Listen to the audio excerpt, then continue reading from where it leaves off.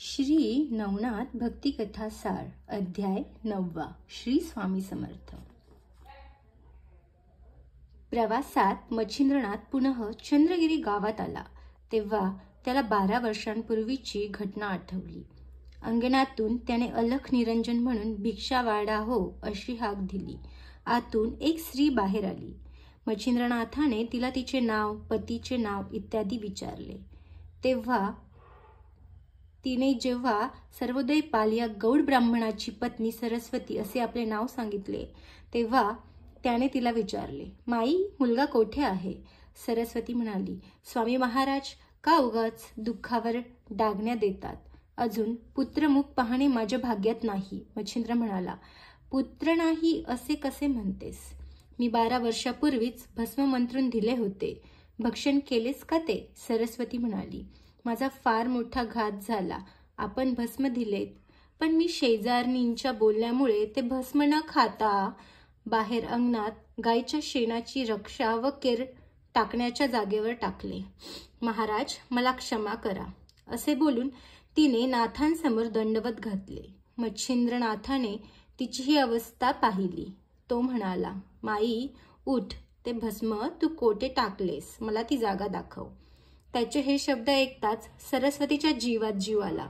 स्वामी, मला ती जागा आठवते, चला मी आपल्याला दाखवते।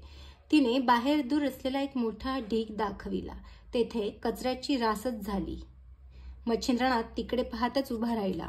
हरिनारायणाचा अवतार गोरक्षेतूनच होणार आहे असे द्वारकेला श्रीकृष्णाने पूर्वी सांगितल्याचे त्याला आठवले। मग त्याने हाक दिली, अरे बाळा, मी मच्छिंद्रनाथ तुला बोलावित आहे। 12 वर्षे तू या गोवरात राखेखाली राहिलास, तूच गोरक्षनाथ आहेस, बाहेर ये। आणि काय आश्चर्य, त्या राशीतून खोलवरून कुठून तरी आवाज आला, गुरु महाराज, मी इथे आहे, तुम्ही मला बाहेर काढा। त्या आवाजामुळे ती बाई चकित झाली आणि मच्छिंद्रनाथ जेव्हा तिला म्हणाला, अगं लवकर फावडे आण, तेव्हा धावत जाऊन तिने फावडे आणले। तोपर्यंत आसपासचे लोक जमले। त्यांनीही मच्छिंद्रनाथाला तो राखेचा भला मोठा ढीग उपसून काढण्यास मदत केली। ढीग उपसला आणि अगदी खाली 12 वर्षाचा तेजपुंज बालक सिद्धासन घालून बसलेला सर्वांच्या दृष्टीस पडला। त्याच्या तापस वेश, तेजस्वी मुद्रा, सौंदर्य व मस्तकावरील कुरळ्या केसांच्या जटाभार हे पाहून सर्वजण आश्चर्यचकित झाले। सरस्वतीने आपल्या कपाळावर हात मारून घेतला। आपले नशीबच फुटके म्हणून असा सुंदर पुत्र आपल्या भाग्यात असून आपण करंटेपणाने तो घालविला, याचे तिला फारच वाईट वाटून ती रडू लागली। मच्छिंद्रनाथ म्हणाला, आता रडून का उपयोग? हा तुझा मुलगा नव्हेच, इथे आता थांबू नको, नाहीतर उगाचच शापवाणी मात्र माझ्या तोंडून बाहेर पडेल। ती बिचारी रडत रडत घरात गेली। मच्छिंद्रनाथाने गोरक्षाला प्रणवाची योगदीक्षा दिली व त्याला बरोबर घेऊन तो गाव सोडून गेला। अशा रीतीने गोरक्षनाथांचा अवतार झाला। भिक्षा मागत व तीर्थयात्रा करीत हे देशभर फिरू लागले। जाता जाता कनकगिरी नावाचे एक गाव लागले। मच्छिंद्रनाथ वस्तीपासून दूर बसला।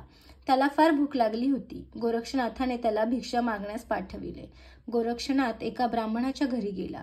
तिथे पितृश्राद्ध झाले होते। अंगणात जाऊन गोरक्षाने जय अलख निरंजन अशी हाक देऊन भिक्षा मागितली। घरातल्या बाईने त्याला सर्व प्रकारचे अन्न भिक्षा म्हणून घातले। षड्रसांनी युक्त अशा अन्नाची भरपूर भिक्षा मिळाली। ती पुरेशी वाटून गोरक्षनाथ मच्छिंद्रनाथाकडे परत गेला। दोघांनी ते अन्न संपविले। मच्छिंद्रनाथ गोरक्षाच्या तोंडाकडे पाहू लागला। गोरक्षाने लगेच म्हटले, गुरुजी, काय मनात आहे ते स्पष्ट सांगा। मच्छिंद्रनाथ म्हणाला, बाळा, मनात येते, वडे किती चांगले झाले आहेत, आणखी असते तर बरे झाले असते। गोरक्ष म्हणाला, एवढेच ना, मी आणखी मागून आणतो। लगेच तो पुन्हा झोळी घेऊन तडक गावात गेला व त्याच घरी अंगणात गेला व पुन्हा भिक्षा मागू लागला। गोरक्ष म्हणाला, माई, माझ्या गुरुजींना वडे एवढे आवडलेत की त्यांना आणखी खावेसे वाटले, कृपा करून मला आणखी वडे द्या। ती स्त्री म्हणाली, एकदा अगदी भरपूर भिक्षा घातली ती त्याची, आता आणखी वडे पाहिजे असेल तर त्यासाठी किंमत मोजावी लागेल।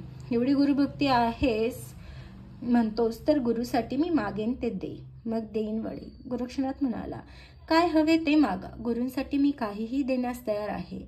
त्याची परीक्षा पाहावी म्हणून त्या बाई म्हणाल्या, तुझा एक डोळा काढून दे.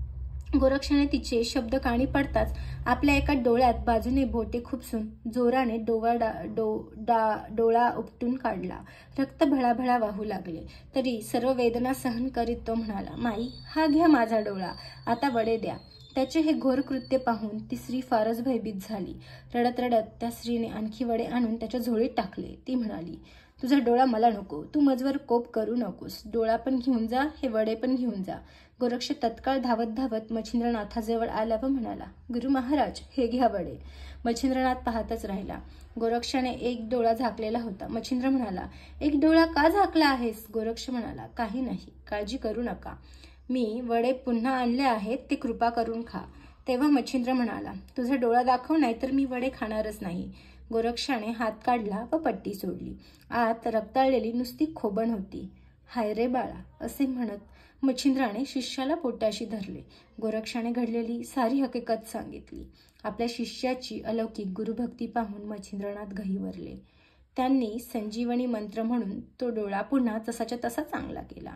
त्यानंतर मच्छिंद्राने गोरक्षनाथाला दत्तात्रेयांनी दिलेली सर्व योगविद्या एका महिन्यात शिकवली. अशा प्रकारे 9वा अध्याय इथे समाप्त झाला आहे.